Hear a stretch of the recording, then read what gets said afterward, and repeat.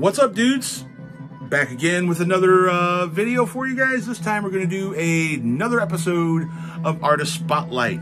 Today we'll be focusing on the German psychedelic black metal band Assassination. But before we get into that, let's go ahead and talk about what's playing in the background here. Fitting, another psychedelic black metal band, but this one's from the US. This is The Gates with Of Pandemonium. It's their first debut EP. That's the actual cover art. I like that better. I think that's a way cooler cover art. But yeah, man, look for this on the end of the year list. Now, technically speaking, this came out last year towards the end of the year digitally, but the physical release wasn't available until this year, so fuck it, I'm including it. I've spent a lot of time with it this year. We're going to spend a little more time with it right now as we talk about Assassination. And yeah, moving along, we're going to start off right at the beginning with the band. In 2019, they released their first full-length, but a EP at the beginning of that called The Impaler, which is included on here, but this is their debut, Circles Within Circles. This is fucking great shit. Definitely a nod to what was going on with the band Black Magic SS. Seeing how I'm guessing that this psychedelic black metal thing started to like really gain speed after, I'm guessing, what was that, Hail Spirit Noir pretty much kind of started it. But in my opinion, Black Magic SS perfected it, and this band is pretty much carrying the torch with also just kind of refining and perfecting the style of occult rock / psychedelic black metal. And yeah, man, this has got some great songs on it, man. Kali Yuga, I think that's, what is this? This is Kali Yuga, sorry. Another one that I love on here is Soul Seeking Bullet. The title track's great. And another one that's kind of a hit for him off this one is called This Mushroom Is For You. Or A Mushroom For You, sorry. And yeah, man, very psychedelic, very Black Magic SS-y, but a little bit that's the thing that's different and kind of separates those two bands is these guys do a little bit more clean vocals, and the black metal vocals aren't like the traditional like screeches, where they're more kind of like a lowish kind of semi-death metal growl. But enough about this one. We need to move on. There's a little bit of stuff in this discography. It's not a huge discography, but not a good starting place, I don't think. I mean, it's a good album. Don't get me wrong. It's what got me hooked and got me started on the band, but a really good starting place. I'll show you when I get to it. But yeah, man, Circles Within Circles. Awesome shit. Moving along, we've got what is considered their second EP, and that is Preparing for Lucifer's Arrival. This one came out in 2020. And yeah, this one, I'm not going to say it's a step down from Circles Within Circles, but it's not as catchy and memorable to me personally as Circles Within Circles. It's got some really good tracks on it. The Bloodline, The Wish is pretty decent. And they got a song on here that's called Satan, but it's spelled S-A-T-A. I mean, it's like spelled out. This is also when they got on to Crumbling Tomb Productions. I don't know if that's a label they created or just a label that signed them. Now, Circles Within Circles was independently self-released, where this one was put out through Crumbling Tomb. I think the rest of their stuff is put out through Crumbling Tomb. But good stuff. I mean, it's not bad by any means. It's got a really weird disc tray on it, man. Like, that's a weird CD. Look how little that is, but it's like all clear on the sides. Looks like an eye. Really psychedelic, really cool. Preparing for Lucifer's Arrival. If you're a completist scum, get it. If not, I mean, this is probably one of the two. I'm going to say two skippable EPs in their discography, but it's still no slouch. It's still decent. Preparing for Lucifer's Arrival. Killer cover art. Awesome stuff. Now we're going to get into one of my absolute favorites in the band's discography. Also in 2020, they released the second full-length, Seeds of the Master. Seeds of the Master is amazing. This is a huge, huge step up from Preparing for Lucifer's Arrival.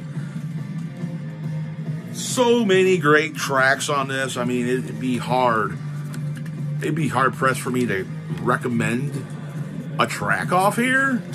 I mean, it's just got all kind of crazy art. No lyrics whatsoever in here. I really dig that picture. That's cool, whatever the fuck that says. Awesome shit, man. Now this has got a little more clean vocals than normal, but the black metal wretches are still there. The black metal is still there in full effect, especially on tracks like The Demigod in Black. Another great track off here is Plague Revival. The title track, Seeds of the Master, is amazing. I mean, there's so many good songs on this. Honestly, this is one I would recommend the entirety of. Listen to it front to back. Definitely a favorite. This is probably right up there as my number one thing by this band. But it's tied with another full length that we'll talk about here momentarily. And yeah, man, dig that cover art. All their cover arts are real colorful, real vibrant, real psychedelic. And yeah, man, Assassination, Seeds of the Master. Awesome. Awesome shit. Moving along further down the trail of the discography, we have the third EP, Mental Warfare Commanding Emperor. This is a decent EP. It's got some good songs on it. The title track is great. But again, it kind of suffers from the same fate as love that logo. That logo is rocking. Same thing going on with this CD that was going on with the other one. Got all that clear space on there. Nice rainbow psychedelic look on here.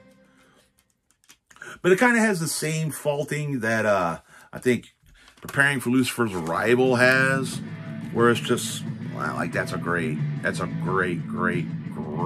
logo. But it's just, I mean, the songs are good. It's just not there with some of my favorite stuff by this band. Again, being completionist scum, I had to get this. But speaking of which, on Crumbling Tomb, they have a deal where you can get the band's pretty much the entire discography minus one EP for like $60 or 60 pounds. They come from I believe that this band, like Crumbling Tomb, I believe is out of Lithuania. I'm not 100% sure on that. But yeah, man, a decent EP. Not one I'd pull for a lot, but still really good. Especially if you want to like dive into like the evolution of this band, because I mean they've evolved their sound quite a bit actually, and yet during the course of the full lengths get better and better and better as they go. And yeah, man, Mental Warfare Commanding Emperor, kind of an awkward title, but still yet a very, very, very solid EP. Moving along to the next and so far the final full length, and that is Into Space and Out of Reach. Another one that's right up there with my favorite stuff by this band. Awesome fucking, I don't like these A5 digipacks. Sorry. I know there's a lot of people that dig on this, but I personally hate these fucking A5 digipacks. For one, they're a pain in the ass to put on the shelf. And secondly, they're so flimsy and just, there's so much goddamn cardboard, man. But it's not about the packaging. It's about the disc and the music contained within, and this has some of my absolute favorite tracks by the band. Let's see, we got Crystal Night, which is an amazing song. Under Wicked Spell is probably my favorite song by the band, with a close second being Plague Revival off Seeds of the Master. Great, like, 80s kind of synth sounding work on this album, highlighted mainly in the song Out of Reach. Out of Reach is fucking amazing. This whole album is great. This is straight up, like, tied with Seeds of the Master as my absolute favorite stuff by this band. Moving along, we got the, I think this is the 4th EP. I showed this in my 2022 list video, the first part, and that is Red Magic Faction. This is definitely tied with my favorite EP by the band. So good. This is fucking great. The title track alone is just awesome. Another really great track off here is Stardust.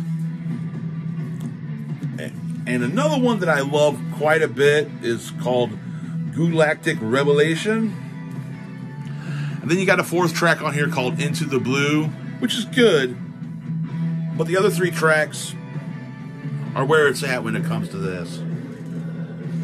Again, with the stupid A5 Digipack, not a big fan of that, but the artwork inside of here, I think it's some of the best artwork the band has done to date. Go ahead and let's look under the tray here. I guess this is their nod to Soviet Russia. I don't know. But this is a great EP. Start here. If you're going to start anywhere with this band, start here or with Seeds of the Master. Both of those out, that album and this EP are fucking great. I also still have a really big soft spot in my heart for Into Space, Out of Reach. I actually have the poster for that hanging on the wall up here. And yeah, man, awesome stuff. Fucking can't wait to see what this band does next. They're supposed to have another full length coming out, but we'll see. And this one, you saw in my best of 2022 list, and that is Autumn Brown is the New Black. And man, that fucking song is amazing. But there's another one on here that's equally amazing, and that would have to be the awesome track Millennial Magic Metal. And Millennial Magic Metal, I'm going to just go ahead and say, with, you know, deep diving as far as I have into this band's discography, is the most black metal track that the band has put out yet. There's a couple other tracks that are out there floating around here on YouTube that are supposed to be part of the new full length, with, I believe, Autumn Brown is the New Black is going to be on there as well. There's another track on here called 12 Golden Rays. It's a decent song, but Millennial Magic Metal and Autumn Brown just fucking smoke that track. A great band. If you dig Black Magic SS, or even Hail Spirit Noir, or Blue Down Snord, any of that kind of stuff, man, I think you should definitely give this band a chance. They're amazing. They're probably right up there with some of my favorite psychedelic black metal. I mean, Black Magic SS will always hold that title, being that they're the first band on the genre that I heard. But this band here, too, The Gates, they've got a really great split EP that came out this year, too. And, man, this band is just as good, but they're from the States. And, yeah, man, I'm going to go ahead and wrap this up and put another episode of Artist Spotlight in the books. I try to get one of these, at least one of these out a year, especially with bands that I've never hear anybody really talk about. I think the only person I've ever heard talk about Assassination is probably Canyon Bickle. He shows off a lot of their stuff. He's just as into them and Black Magic as I am. I actually discovered that band, Black Magic SS, through Canyon, so thanks, Canyon. for the intro to some great psychedelic black metal. And with all that being said, guys, we're going to go ahead and sign off. Stay tuned for the next installment of the Best of 2022 list. And until then, guys, see you in the next video later on.